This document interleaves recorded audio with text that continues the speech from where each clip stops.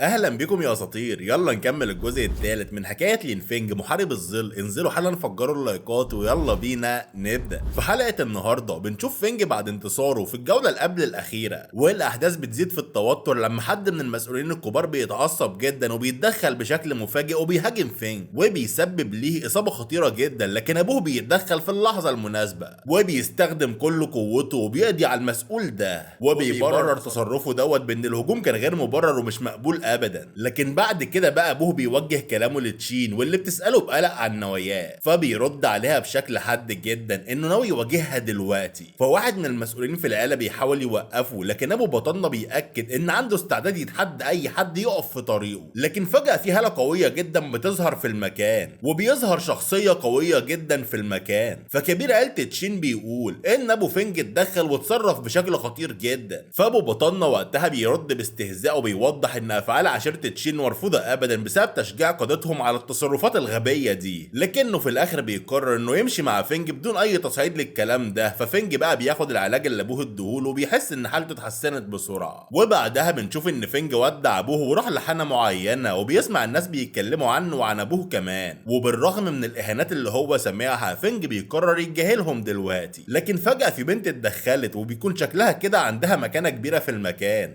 لكن ما بيكونش في اي ترابيزة فاضية عشانها. والخادمة بتطلب من فينج بقى يسيب لهم الترابيزة بتاعته، لكنه بيرد بكل هدوء ان هي تشوف لها ترابيزة تانية. فالكلام ده بيعصب الخادمة جدا، لكن السيدة بتاعتها بتتدخل وبتعتذر لفينج بقى على الازعاج ده. بس في اللحظة دي واحد من الموجودين في الحانة بيعتذر للسيدة عن تصرفات فينج، وبيقول ان اكيد فينج ما يعرفهاش عشان كده اتعامل بالطريقة دي. فالكل بيستغربوا اصلا من هدوء بطنة، لكن السيدة بتتصرف بأدب شديد وبتروح لطاولة تانية. لكن برغم كده الخادمة بتاعتها بتحاول تؤمر الحراس ان هم يتصرفوا مع فينج، لكن لما الحارس بيكتشف ان فينج هو الشخص اللي بيتكلموا عنه بيتراجع بسرعة، وبيوضح للخادمة ان فينج ده شخص قوي جدا وانه هيقدر يهزمهم بسهولة كبيرة. فالخادمة بتتوتر وبتقرر تتراجع عن اي مواجهة دلوقتي. لكن بعدها بنشوف ان بطلنا قاعد يتأمل في بيته في كل هدوء، لكن فجأة بيلاحظ ان في مجموعة من الحراس بيحاصروا المكان، واللي كان بيقودهم هو الشاب اللي اعتذر للأميرة في الحانة. والحراس بدأوا بقى يتسللوا نحو المنزل بتاع فينج، لكن لما بيدخلوا بيلاقوا ان البيت فاضي، فبيظنوا بقى ان فينج هرب. لكن في اللحظه ديت فينج ظهر قدامهم بشكل مفاجئ، وبيكون استخدم تقنيه الرياح عشان يعمل اعصار قوي جدا في المكان. والكلام ده بيخلي الحراس كلهم متوترين وبيتراجعوا بعد كده. لكن رغم كل دوت الحراس اللي في الخارج ما توقفوش عن مطارده بطلنا. اما القائد بتاعهم بقى بيدي اوامر شديده ان اي حد هيحاول يهرب من المكان دوت يتقبض عليه. لكن فينج بيكون مستعد للمواجهه ديت، وبيقول للشاب دوت ان عدد قليل من العشائر عندهم القدره يبعتوا العدد دوت من الحراس. لكن الشاب دوت بقى بيقول لبطلنا ان الناس دايما كانوا بيقللوا منك يا معلم، لكن هو عارف كويس ان بطلنا ذكي وموهوب وعشان كده جاب كل العدد ده معاه. لكن بطلنا اصلا كان مستغرب بشكل كبير من الكراهيه اللي عند الواد دوت ليه، لان اللي حصل بينهم كان مجرد حادثه بسيطه جدا في المطعم. لكن الشاب اللي اسمه نا دوت بيوضح ان الامر يتعلق بكرامه الاميره، وانهم ما ينفعوش يسمحوا باهانه شخص زيها ابدا. فبطلنا بقى بيبدا يربط بين الاحداث دي، وبيحس ان الاميره شكلها هي اللي ورا الهجوم بالفعل، وبيستجمع وقتها قوته وبيواجه ناب ثقه كبيره، وبيكون مستعد يتعامل مع اي تحدي يواجهه. لكن الحراس بيكونوا بيحاولوا يسيطروا على فينج بكل الطرق، لكنه بيقتلهم كلهم بما فيهم نا، وبعدها بيسيبهم ويمشي من المكان. لكنه لما بيقعد عشان يتامل فجاه بيحس بالم شديد جدا، وكان دوت بسبب ان هو فعل مهارته بشكل غير عادي ابدا. وظهرت ليه وقتها روح الكتاب السماوي، والروح ديت بتزود قوته بشكل كبير وبتخلي الطاقه القتاليه بتاعته اعلى بكتير من اي وقت فات. اما في اليوم اللي بعد كده بيظهر شاب كان بيتباهى بقدراته القتاليه، وبيقول ان محدش يقدر ينافسه ابدا لان فنون القتال بتاعته عاليه جدا. والشاب دوت اسمه فونج، وبيكون واثق دايما ان محدش يقدر ينتصر عليه. لكن بطلنا بيقرر يواجهه بقوته الجديده، وبيقدر يتغلب على فونج بالفعل بضربه واحده بس. فالكل بقى كانوا في حالة صدمة، وبخصوصا ان فونج دوت كان معروف انه قوي جدا بالفعل. اما المعلمين بقى بيلاحظوا اللي حصل ده، وكانوا مستغربين جدا ان بطلنا قدر يهزمه بسهولة كبيرة. بس بعدها فينج بيتوجه للمعلمين وبيطلب انه ينضم للمنافسة الكبيرة اللي كان فونج هيشارك فيها. فالمعلمة اللي كانت منبهرة بقدرات بطلنا بتوافق على الطلب بتاعه وهتخليه ينضم في المسابقة. لكن بنشوف ان فينج بيقابل المعلمة على انفراد وبتسأله عن نواياها في المسابقة دي، لكن برضه كلامها بيكون واضح جدا وقالت له ان رغم ان قوته الروحيه في سن ال16 محدش هيقدر يواجهها في كامل العشيره، لكن برضه الناس اللي كانوا بيقولوا عليه مجرد حساله شايفينه دلوقتي عبقري جدا، والكلام دوت خلق ليه اعداء كتيره عاوزين يتخلصوا منه. فعشان كده بقى المعلمه بتطلب منه يلبس قناع عشان يخفي هويته في المسابقه ديت ويتجنب المشاكل. فبطلنا بيوافق على كلامها وهي بقى بتلبسه القناع دوت فعلا، وبتقول في نفسها ان المنافسه الرئيسيه في المسابقه ديت هتكون من ضمن منافسه فونج وفينج. وفي اليوم اللي بعده على طول فينج بيروح مع المعلمه للمدينه الحاكمه، وكان معاه فونج كمان. ولما بيوصلوا للساحه فينج بيطلع على الحلبه، لكنه بيكون اتفاجئ جدا من الحضور اللي كان ضخم بشكل مش طبيعي، وكانوا اصلا جايين عشان المنافسه الحاسمه ديت، وكل الانظار كانت عليه ومنتظرين يشوفوا اللي هيحصل بينه وبين فينج. لكن بعد ما فينج بيتاهل للمرحله الثانيه من الاختبار، لجنه الحكام بما فيهم والد تشين كان بيخطط بقى لتصفيه الحسابات بطريقه غير مباشره، لان تشين كانت واثقه ان فينج مش هيقدر يتصرف بتهور ضد عائله نا. لكن فينج بيكون ماشي بثبات على مبدأه ان المنافسه مفتوحه للكل ومفيش اي مكان للضعيف.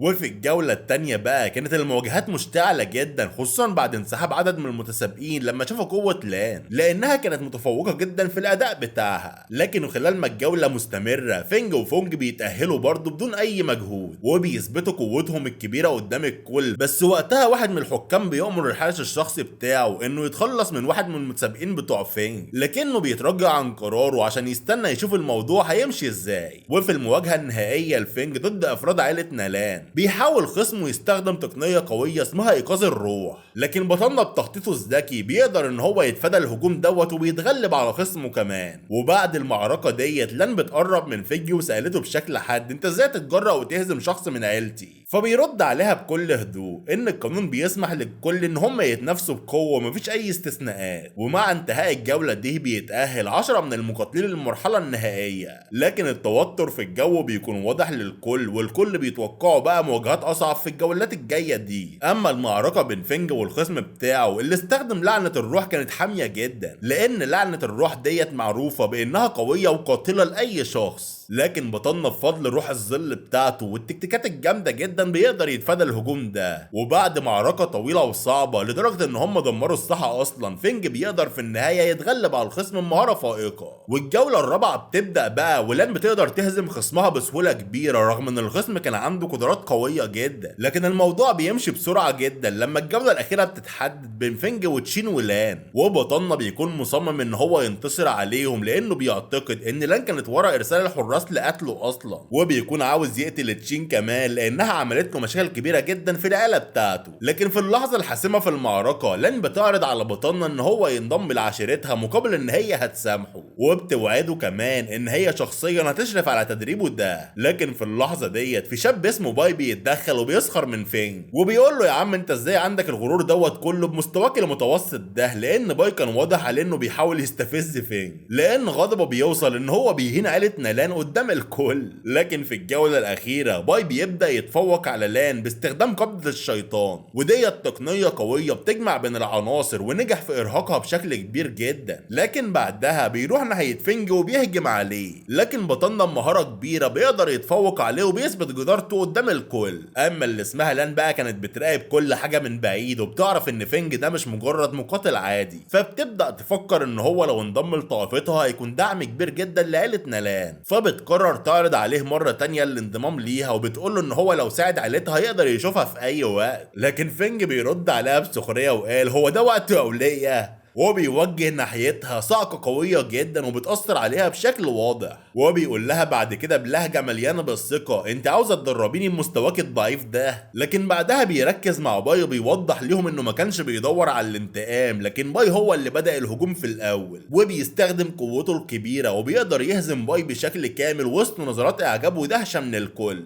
اما تشين نفسها بتكون مذهولة جدا وهي بتقول ازاي الواد دوت قوي كده، لكن فينج بيكون مصر ان هو يكمل يكمل البطولة دي، فبيقرر يوجه هجومه ناحية تشين. فوالد لان بيكون على وشك ان هو يتدخل، لكن لان بتوقفه. فباي بيبدأ يشك ان في علاقة بينهم عشان تدافع عن الواد ده. بس بعدها باي بيأمر فينج ان هو يخرج من الساحة، لكن فينج بيرد عليه بكل هدوء وقال له هو انت مين يا معلم عشان تأمرني بالشكل ده؟ فباي بثقة زايدة بيتحدى فينج بشكل مباشر وبيطلب منه ان هو ينافسه. فبطلنا بيوافق، وباي بقى بيكون معروف انه واحد من اقوى الشباب في المملكة اصلا، وبيقول له انه جاي دلوقتي عشان يعيد مجد العيلة بتاعته. ففينج بيطلب منه بقى انه يأجل انتقامه لبعد المسابقة، لكن باي بيتجاهل الطلب دوت وقال له انه يقدر يتقتل اي شخص في اي وقت، وبيستخدم ساعتها الجسم الذهبي المطلق، وديت قدرة قوية جدا. والكل في الساحة بقى بيكونوا منتظرين يشوفوا ازاي فينج هيقدر يواجه القوة دي. لكن في الوقت ده ابو تشين بيحاول يتدخل وبيهاجم فينج، فالقناع اللي كان لابسه بطلنا بيتكسر، والكل في الساحة بيتصدموا لما عرفوا مين الشخص اللي تحت القناع. وتشين بقى بتكون في حالة من الدهشة وقالت ازاي دوت ممكن اصلا، وازاي وصل للقوة دي. ففينج رد عليهم بكل هدوء ان هو نفس الشخص اللي كانوا بيسموه بالحسالة،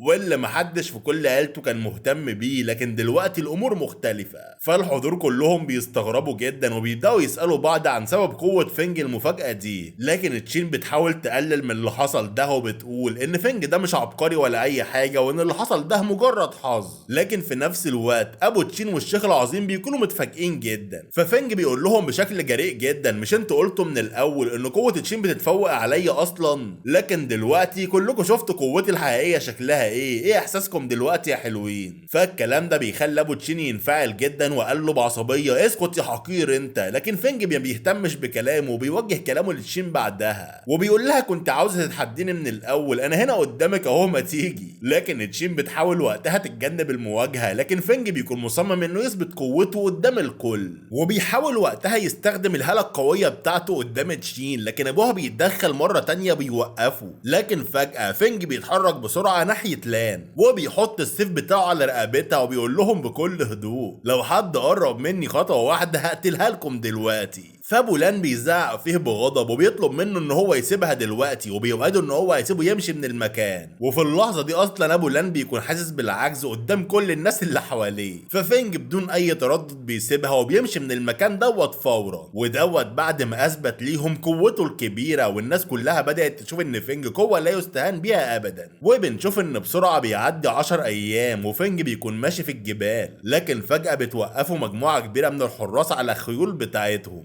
بيكون واضح كده ان هم بينتموا لفصيل اسمه الدماء الحمراء. فزعيمهم بيأمر فينج ان هو يقف مكانه، لكن في اللحظه ديت فينج بيكتشف ان ليو اصلا واحده منهم. ففينج وقتها بيفكر مع نفسه ويقول ان هم 30 فارس من فصيل الدماء الحمراء وكلهم اقوياء جدا، لان اضعف واحد فيهم في المستوى الثامن من قوه الليتشي، ودوت يعتبر عالي جدا. لكن ليو وقتها بتقترح عليهم ان هم يرتاحوا في المكان ده، لكنها اتفاجئت جدا لما شافت بطلنا قدامها. ففينج بيرحب بيها وقتها بكل هدوء، لكنه بيستمر بعد كده في طريقه وهم داخلين الجبال. لكنه بيفكر مع نفسه ويقول ان ليو اقوى منهم بكتير، وبيقرر بقى انه لازم ينضم لمنافسه التلاميذ الداخليين، وده عشان يكون تلميذ داخلي. وبالفعل بقى بيروح للمكان المخصص للمنافسه دي، وبيستعد للمرحله الجايه من التطور بتاعه. ويا ترى فينج هيواجه تحديات جديده في المنافسه دي مع فصيله الدماء الحمراء ولا ايه؟ وايه هي الاسرار اللي بتخفيها ليو عن قدراتها الحقيقيه؟ ويا ترى فينج هيقدر يتغلب على كل الخصوم الجدد ولا هتظهر قوة غير متوقعة بينهم؟ كل الأسئلة ديت وأكتر هنجاوب عليها في الحلقة الجاية. أما دلوقتي بقى محدش ينسى اللايكات والاشتراك في القناة، وأشوفكم على خير يا أساطير. سلام.